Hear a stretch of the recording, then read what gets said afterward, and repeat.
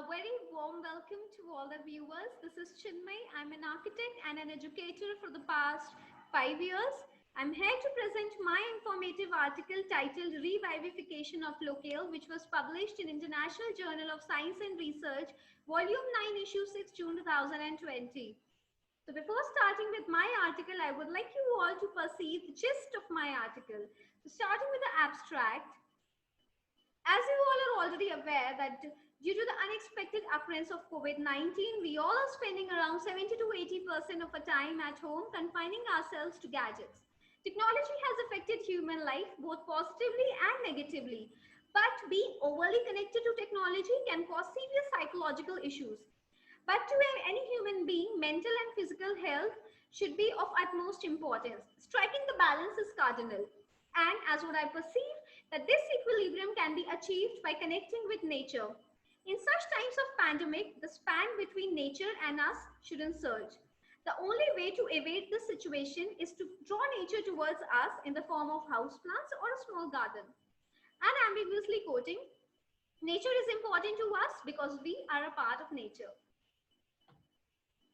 Are plants paramount to our home habitat? Are house plants favorable to us? Do plants possess healing power? Is your home undone without plants?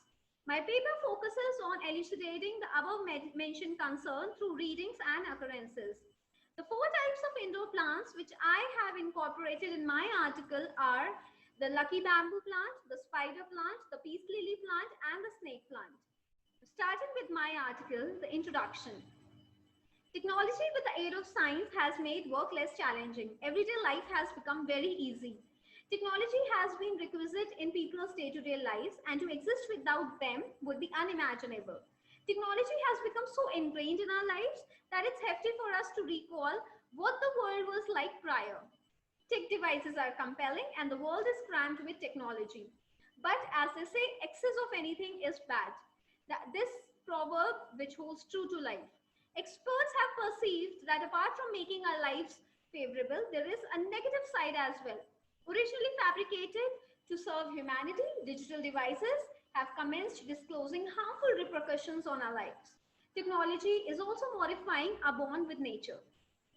What initiative can be taken by us to surpass the circumstances? What I believe is that reharmonizing our relationship with nature is the key. Balancing is the solution. People's life can be as submerged in nature as they are in technology. By staying close to nature, we can do our brains and our bodies a favor. Devoting more time to nature, also known as ecotherapy, can significantly improve the overall quality of life. All one can do is to pull nature towards us and in the form of houseplants or a small garden. Bringing houseplants or having some greenery at your area can associate us directly with Mother Nature. The crux about the indoor air. So typically when the term air pollution is used, one anticipates it to be for outdoor air, but the air in the house or air wherever you're sitting right now could also be polluted. Indoor air pollution is a risk factor as the majority of the time is now being spent indoors. Indoor air pollution is an abasement of indoor air quality by harmful chemicals, which is adverse than outdoor air pollution. Indoor air pollution is the outcome of toxic emissions from synthetic building materials. Now, these toxic emissions are, for example, benzene, formaldehyde, xylene, toluene, etc. All these alter indoor air quality, and these compounds rest in every home. Trichloroethylene, benzene, ammonia, xylene, they all comprise of toxic emissions. Now, where do they come from? So, if you see the picture in front of you right now, spraying perfume, applying deodorant, cleaning products, traffic fumes, cooking smells, liquids, soaps, shampoos, nail varnishes, paints, wallpapers, glues, adhesives, varnishes, electronic equipments, including computers, they all contribute to the indoor air in the abasement of indoor air quality. So as per a study, scientists scrutinized the 25 different products which included lotions, soaps, deodorants, hand sanitizers, shampoos, and initiated that these products generate a variety of potentially harmful chemical byproducts. Each product contributed to 17 different VOCs, volatile organic compounds, which are injurious to health. Now, there is another major issue in these times, and that is the sick building syndrome. It is a condition in which inhabitants of a building encounter health or comfort related effects, and this appears to be connected directly to the time spent in the building. In such scenarios, no specific illness or reason can be spotted. Now, if you see the picture in front of you, headaches or throat, respiratory problems, eye or nose infection, dry or itching skin, allergies, these are some of the traits of SBC. And but the favorable news here is that the indoor air quality can be brushed up with plants. Plants as our savior. Plants are the knight in shining armor. Plants play an important character in providing active and passive solutions for every drawback. Plants literally act as buffers between us and those harmful toxins. A research study revealed that hospital patients who had plants in their vicinity are hospitalized 8% less than their counterparts. For a better environment, for better lives, and definitely for a better future, plants are optimum.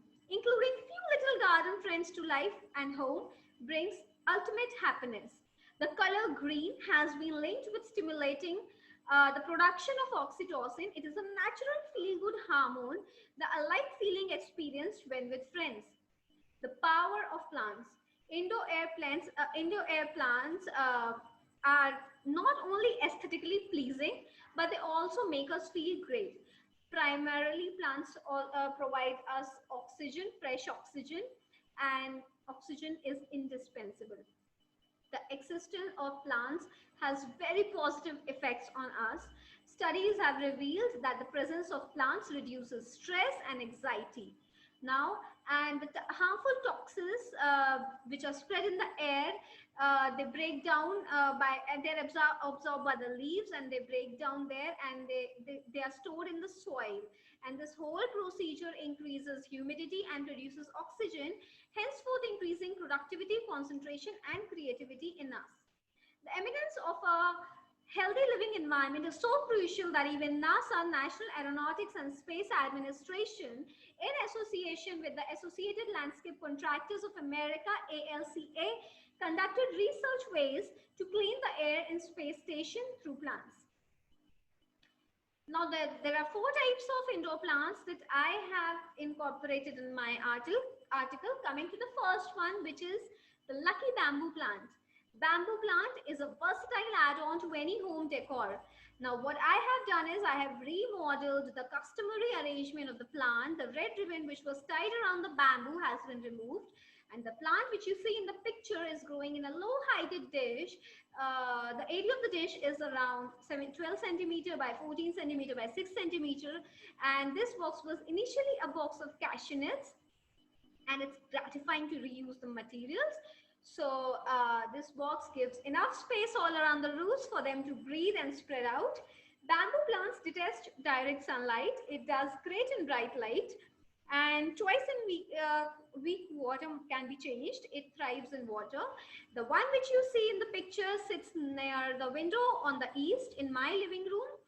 One of the house plants easiest to grow. And coming to the benefits of lucky bamboo plant. Lucky bamboo is an indoor plant that is alluring, popular, and easy to take care for. It is also considered to be an auspicious plant that brings good luck according to Feng Shui, according to the theory of Feng Shui. According to a study by NASA, lucky bamboo is one of the house plants that are good for purifying the air. Besides converting carbon dioxide, they also remove benzene and formaldehyde. Coming to the second plant, the spider plant.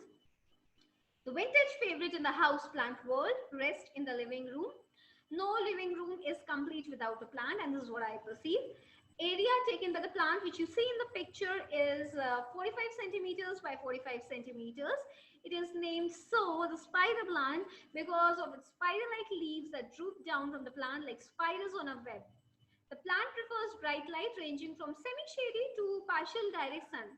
Water them well, but do not allow the plant to become too soggy, which can lead to root rot. 3 times a week is perfectly fine for my spider plant, but Anyway, every plant is different, so always feel the soil with your fingers, and then only when it is dry you can water them again. Make sure to allow the excess water to drain out. Coming to the benefits of spider plant, this elegant beauty has numerous benefits. The spider plant produces oxygen, purifying the air by absorbing carbon monoxide, formaldehyde, and xylene. Spider plants can assist in fostering happy vibes, increasing productivity, decreasing stress, and enriching overall well-being. It is definitely ultimate for newbies to indoor plants as it is super easy to maintain. Now coming to the third plant, there is the peace lily plant. The stylish dark green leaves with radiant blossom that you see in the picture, the peace lily is definitely bound to steal your heart. It is a vibrant and graceful perennial that adds soul to any space. Peace lilies are definitely not true lilies at all. I favored this plant for its gorgeous blossom that grows on the top of the slender stem, straight stem. This is one of the best low light plants. It can even thrive in rooms which has no windows or no door. It literally sags when it needs water, literally craving for attention. It can be watered thrice a week or when one notices that the soil has become dry. The area taken by the plant, which you see in the picture, is around 50 centimeter by 50 centimeter. My peace lily sits at the entrance of my abode and it seizes all attention. It can be placed as per your convenience as well. Lastly, peace lily is one of such plant. It can absorb benzene, formaldehyde, toluene, xylene, and carbon monoxide effectively, which was even proved in the famous NASA experiment.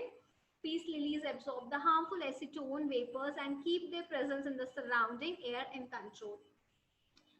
Coming to the last plant, and which is one of my favorite house plant, the snake plant is a classic yet versatile house plant with a sword-like foliage design.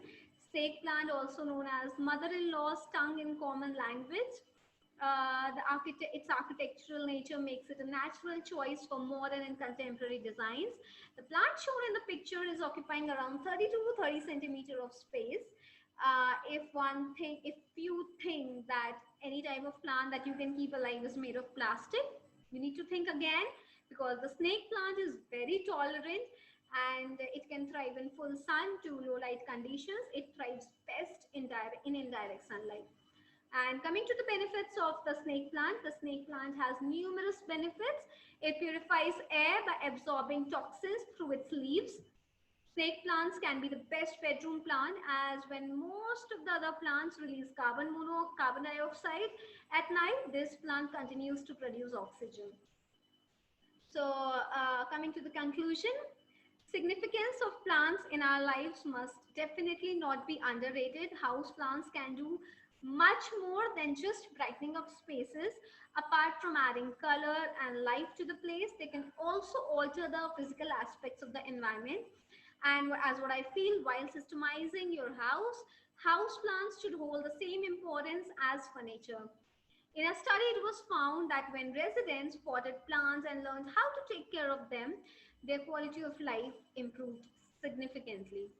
And according to an horticulture expert, Gary L. Altman, he quoted that the air purification characteristic of plants depends on the size of the plant and the size of the indoor space. Generally, 6 to 8 medium to large plants in a large room is enough to make a difference in air quality. Plus, none of the studies till date have established shreds of evidence of negative outcomes of indoor plants.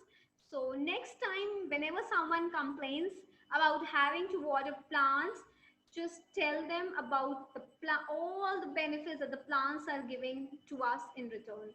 Thank you so much.